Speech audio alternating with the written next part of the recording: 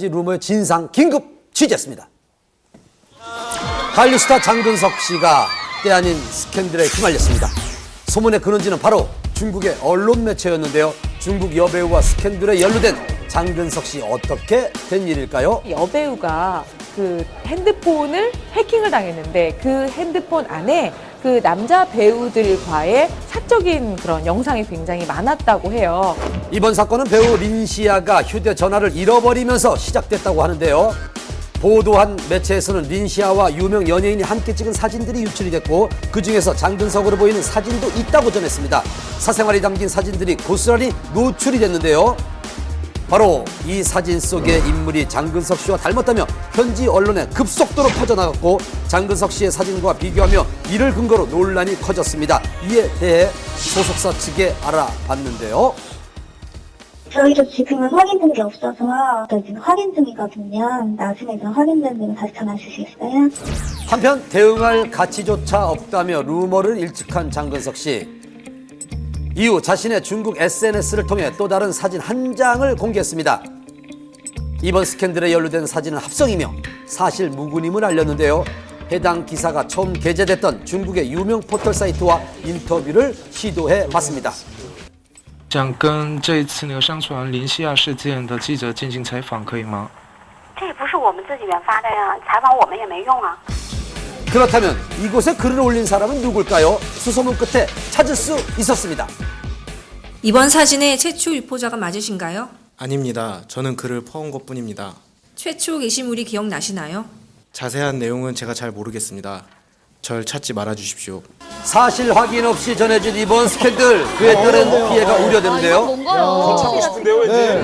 그 웨이보에 가입한 누가 책임을 인원만 1,300만이 넘어요. 스캔들이라는 건 사실 그 사실 여부를 떠나서 대중들이 받아들이기에는 사실 그 배우나 스타의 이미지를 굉장히 악화시키는 측면이 있죠. 왜 이런 일이 일어나는 걸까요? 한한류, 항한류, 혐한류 이런 거를 주도하는 세력에 의해서 우리 연예인이 매도를 당할 수도 있을 수 있겠지만, 그건 또 상대의 그 연예인이 포장하는 방법일 수도 있습니다. 그렇게 해서 일순간에 유명한 사람이 되니까요. 소위 노이즈 마케팅이 아니냐는 의혹도 있습니다. 我们想这一次就是有林西亚有那个流失照片的事件吗？ 这个我现在没办法回答您，因为这个部门转的确实不对，而且转接哪个部门我还得再帮您问一下。那现在目前就是不能转接是吧？对，我这边转不了。 한편 자신의 SNS를 통해 사과의 말을 전한 린시아. 장근석 씨 같은 경우는 일본 내에서 이미 입지를 마련했고 어느 정도, 그 다음에 중국 내에서도 지금 충분히 뭔가 만들어지고 있는 상황이기 때문에 외국에서 와가지고 뭔가를 해가는 느낌이 있을 거예요. 그렇게 되면 굉장히 뭔가 반발하는 측면에서 끊임없이 소문이나 흠집을 내기 위한 어떤 것들이 나올 수 있다는 거죠. 해외 언론에서는 한류 스타들에 대한 악성 기사나 오보가 끊임없이 도마 위에 오르고 있는데요. 지난해에는 가수 채연 씨는 자살설로 한바탕 곤혹을 치러야 했습니다. 가족들이 놀래갖고 다 전화가 온 거예요.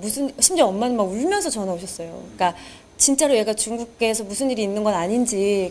당시 살아있다는 성명서까지 발표했습니다. 아이고. 워낙 매체가 많고 또 언어적인 문제도 있다 보니까 아무래도 확인 절차를 거치기는 쉽지 않았던 것 같아요. 한류 스타들에 대한 허위적인 사실도 확인 절차 없이 보도하는 해외 언론, 대체 방안은 뭘까요? 이런 사건이 터졌다고 해서 똑같이 우리가 반발하는 감정을 갖는다면 우리 똑같은 인물이 될 수도 있어요. 그러니까 그런 것보다는 좀 더 이유를 좀 파악하고 왜 이해하려고 하는 측면들, 이런 부분들이 좀 접근할 필요가 있고, 공정한 시선과 신중한 판단으로 바라볼 필요가 있겠습니다. 악랄함의 최고봉, 사악한 매력쟁이, 막 거칠고 반항적인데 그럴수록 좋다. 단언컨대 완벽한 넷플릭스